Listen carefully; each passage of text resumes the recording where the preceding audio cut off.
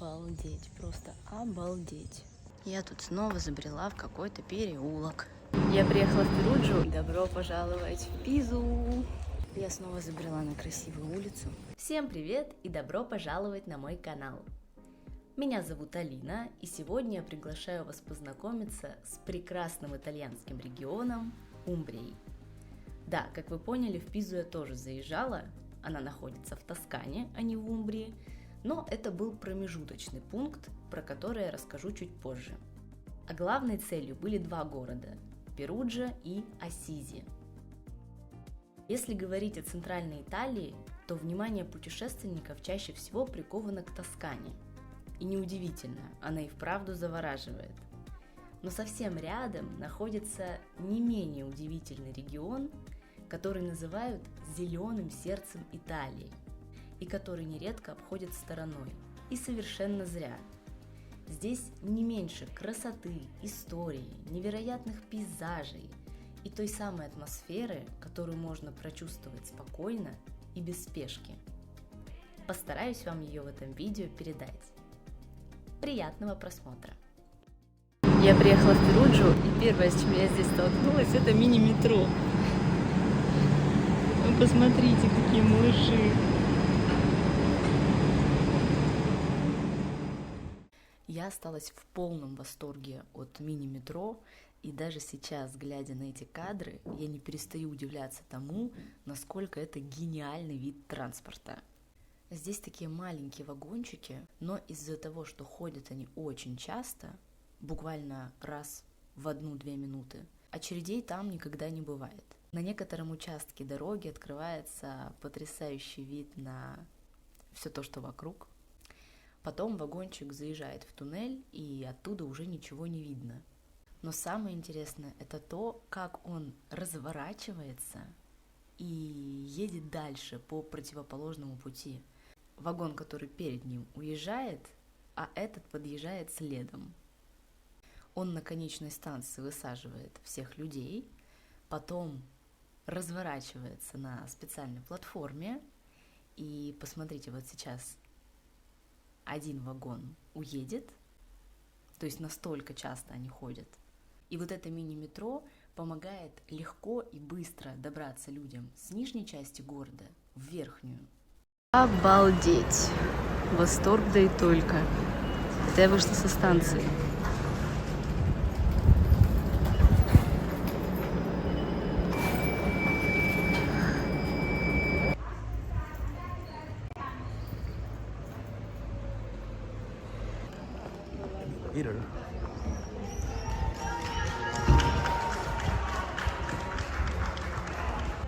А дорога-то это не заканчивается со ступенечками. Очень было непросто идти с моими чемоданами в гору. Вообще, конечно, интересно получается, я сказала, с чемоданами. Я вообще-то приехала с одним рюкзаком, у меня не было никаких чемоданов. Как так вышло, что я ими обросла? Ладно, не ими, им. У меня один рюкзак большой и один чемодан. А просто я поняла, что мне очень тяжело ходить с рюкзаком на плечах, потому что я часто перемещаюсь между городами, и мне это очень неудобно, и у меня начинает потом болеть спина. Поэтому я решила купить себе чемодан на колесиках, чтобы туда засунуть рюкзак и носить просто все вещи в этом чемодане. Но так вышло, что чемодан оказался слишком маленьким, и рюкзак туда поместится разве что пустой. Поэтому я разделила вещи, и теперь у меня половина лежит в рюкзаке, а половина в чемодане. Так вот и вышло, что у меня теперь две тяжелые сумки. До этого была одна, и теперь две. А такое вы видели? Думают, куда на меня летят мыльные пузыри. А их пускает Мишка.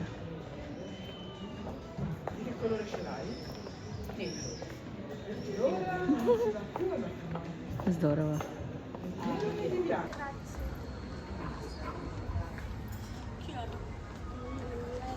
На что-то у меня здесь аллергия.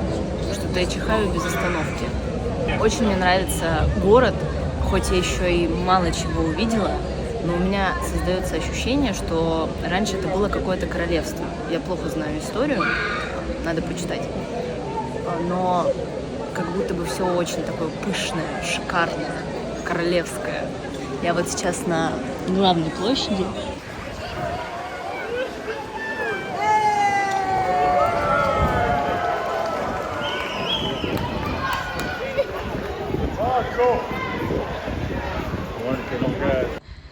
Я все еще не представляю, как здесь живут люди и постоянно поднимаются и спускаются по этим ступенькам.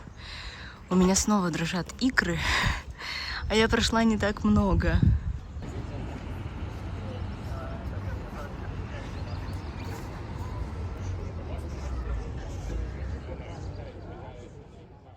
На следующий день мне снова посчастливилось воспользоваться мини-метро, потому что я поехала в Асизи.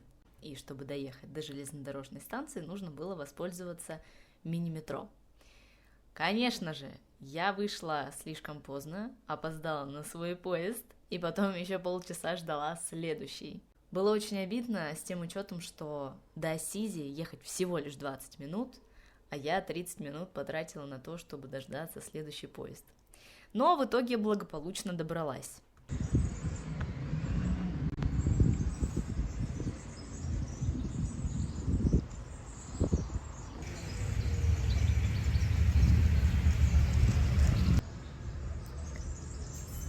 Каждый раз я думаю, что место, в котором я нахожусь, уже точно не переплюнет по своей красоте другое. И каждый раз я попадаю в место, от которого у меня открывается рот.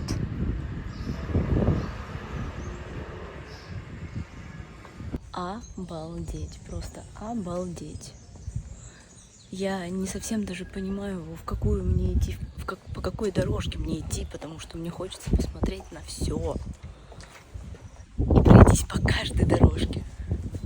С ума сойти, это сумасшествие просто, ребята.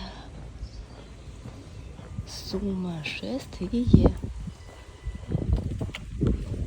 И вот при том, что я уже и так достаточно высоко поднялась, я вижу вот это и не представляю вообще, какая здесь высота. Мне кажется, что одного дня будет однозначно мало. Здесь даже вывеска в туалет красивая.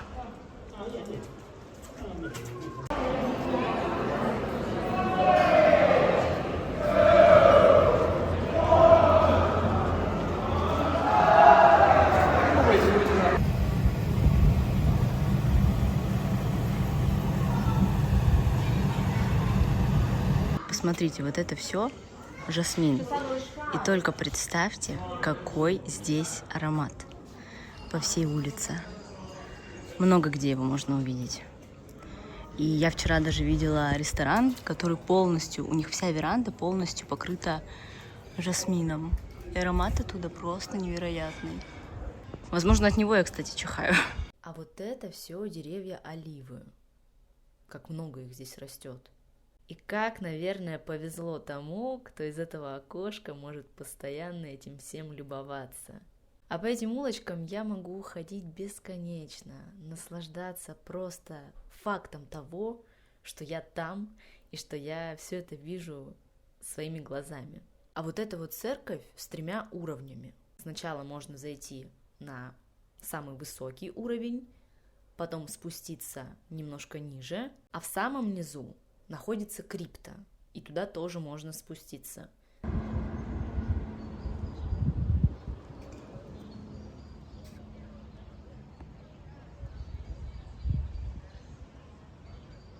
Я уже приехала на станцию. Очень прикольный город Асизи. Хотела показать его снизу, как он выглядит, но здесь не очень хороший вид, поэтому покажу, как вижу я. Ничего не видно.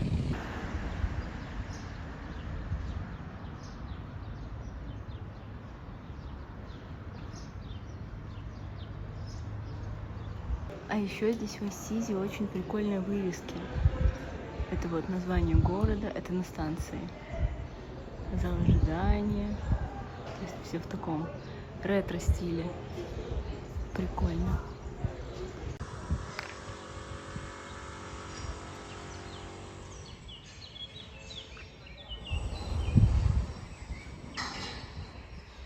Что мне нравится в Перудже, здесь хочется заходить в каждый переулок. Со мной это, конечно, случается во многих итальянских городах, но здесь просто кажется все настолько древним, не настолько древним, как в Риме, немного помоложе, но как будто бы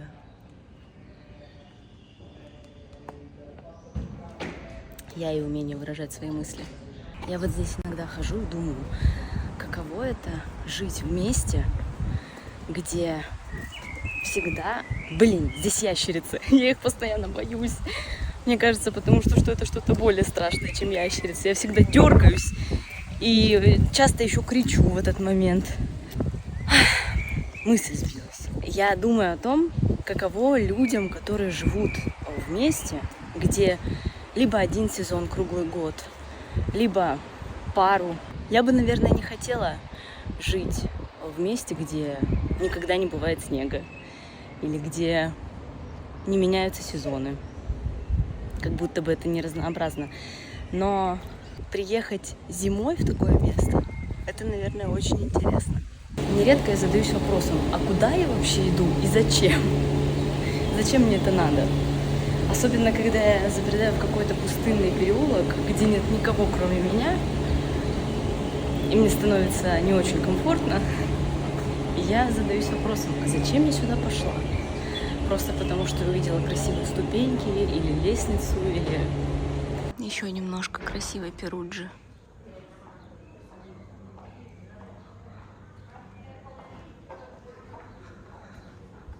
И вот жасмин, то, о чем я говорила, насколько его здесь много. И какие невероятные ароматы от него. Он, правда, уже отцветает.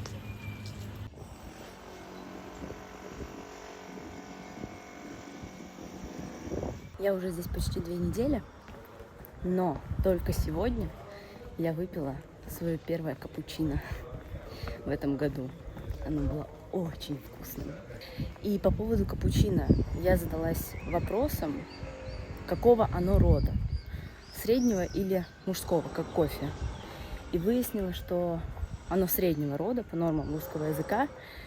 Многие говорят по ассоциации с кофе, что это он капучино, но это нормам не соответствует, по крайней мере, пока. Я не очень люблю ходить по такой местности, но это единственная здесь дорожка, потому что я очень всегда боюсь, что вот оттуда кто-то выползет. Ну, в целом на остальное мне все равно. Я боюсь, что оттуда кто-то выползет. Вы знаете, что я боюсь змей. Я думаю, что они здесь, конечно же, водятся, потому что это горы. И куда же здесь без змей? Вот. Поэтому я каждый раз дергаюсь от какого-то шума, шороха. А это древний акведук, благодаря которому снабжали водой другую часть города. Он был построен в 13 веке, и его протяженность была 4 километра. Он частично проходил под землей, а частично как раз по вот этому мосту. Он уже давно не выполняет свою первоначальную функцию, но служит пешеходным мостом, который напоминает о том, насколько город был развитым уже в то время.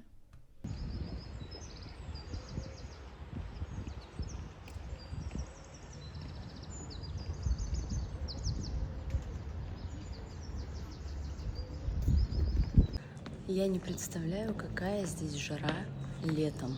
Если сейчас лето, кстати, сегодня 3 июня, и на улице 27 или 28 градусов.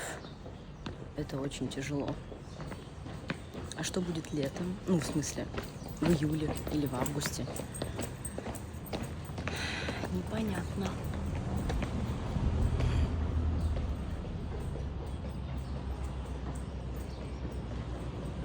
А еще я вроде бы говорила, что я поражаюсь теплообмену местных. Я продолжаю этому поражаться, потому что нередко я встречаю людей, которые в такую погоду, при такой температуре очень тепло одеты. То есть это не шорты, майка, а какая-нибудь рубашка, сверху еще жилетка вязаная. И я не понимаю, как они выживают в таких условиях. Ну, то есть им как будто бы не жарко. Мне очень интересно. Это не легкое одеяние, которое кажется теплым, но на самом деле оно не теплое, оно жаркое. Я так одеваюсь, мне кажется, зимой. Какой балкон, боже мой.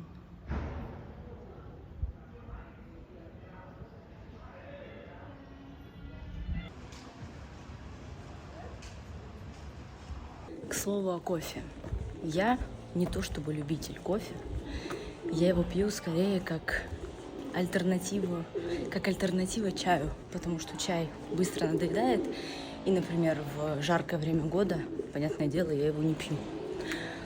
Но здесь я пью кофе почти каждый день, потому что мне нравится вот эта атмосфера, когда ты останавливаешься в каком-нибудь баре, чтобы выпить чашечку кофе.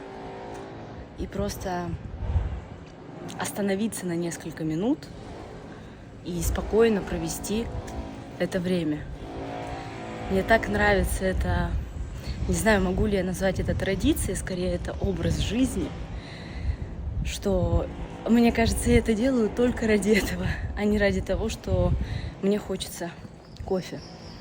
Вот сейчас я об этом начала говорить и подумала, что не помешало бы мне найти бар и выпить чашечку кофе.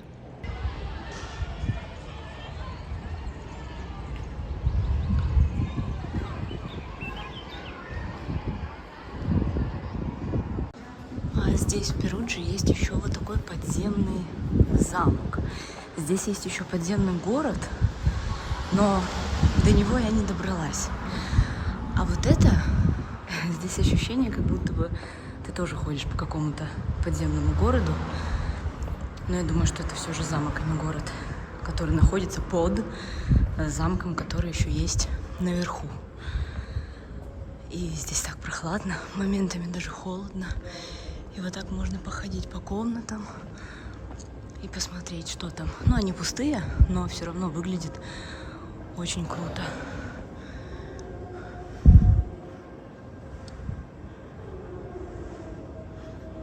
Мне кажется, это идеальное место для того, чтобы провести здесь лето.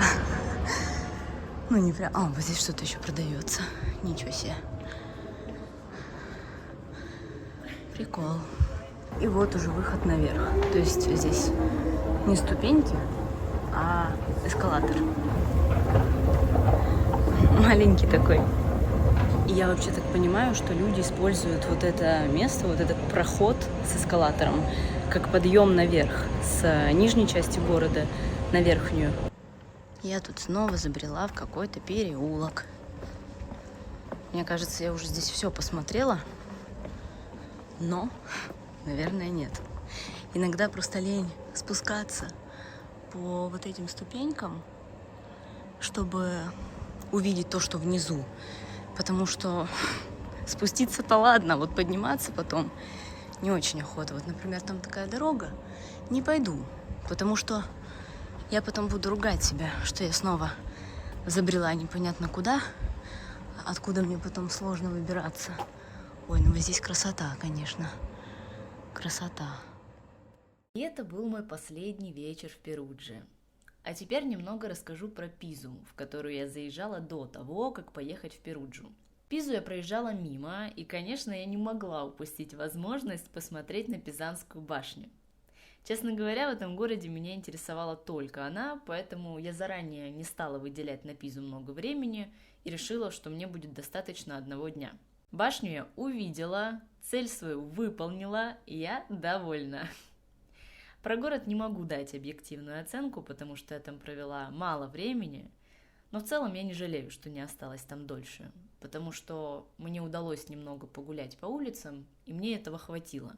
Большую часть времени я провела на площади чудес, рассматривая все, что там есть. И про башню хотела сказать, что в жизни она наклонена намного больше, чем это кажется на картинке. Я думала, что наклон у нее будет поменьше, поэтому очень удивилась, когда увидела. Добро пожаловать в Пизу! Я приехала в Пизу, иду по направлению к Пизанской башне, конечно же. Здесь очень жарко, невероятно жарко. Лучше бы было так жарко вчера, когда я так и не залезла в воду, потому что был прохладный ветер. А здесь очень жарко. 27 градусов, кажется.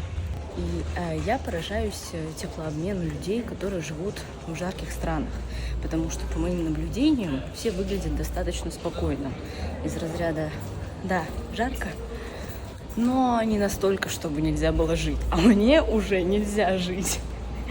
Я уже ничего не хочу, только сидеть в каком-нибудь помещении кондиционированном или в холодильнике, что еще лучше было бы.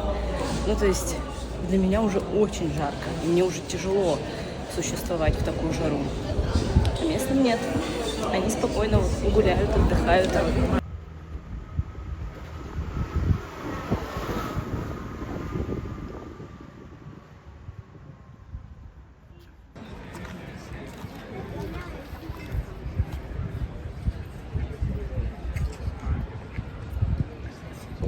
Пизанская башня прекрасна.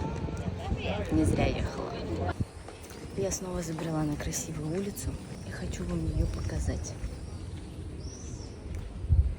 Такая длинная, пустынная.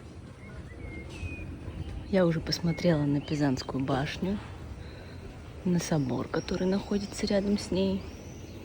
И я не запомнила, как называется третье сооружение. Мне это все очень понравилось.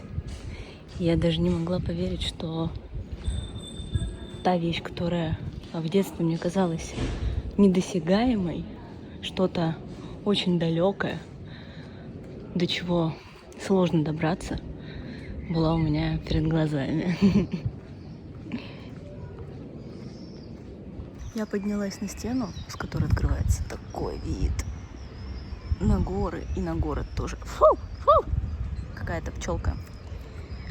Вот, и вот эта дорога идет, вернее, тянется на 3 километра. Вот я сейчас пойду туда, это в сторону Пизанской башни, и там примерно километр. Вот я нахожусь в точке Б. Где здесь? Вот, от точки Б до точки А 800 метров. Вот мне туда. А потом, скорее всего, пойду вот сюда, вот сюда, вот сюда. Не знаю, пройду ли я все 3 километра. А если будет интересно, то пройду. Прикольно так на город смотреть сверху. Пошла.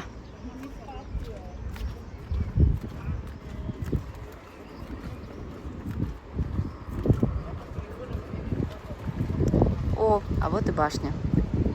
Видна. Вот сейчас стало попрохладнее. Я просто стараюсь смотреть под ноги, потому что здесь часто бегают ящерицы, я думаю, что это змеи. Вот, и хотя бы дышать стало можно. Вот, кстати, у меня там уже башенка виднеется. Осталось недолго идти. Очень красиво здесь на стене.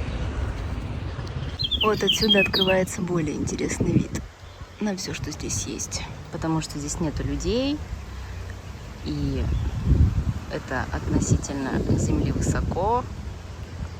Здорово. И зелено так вообще везде здесь.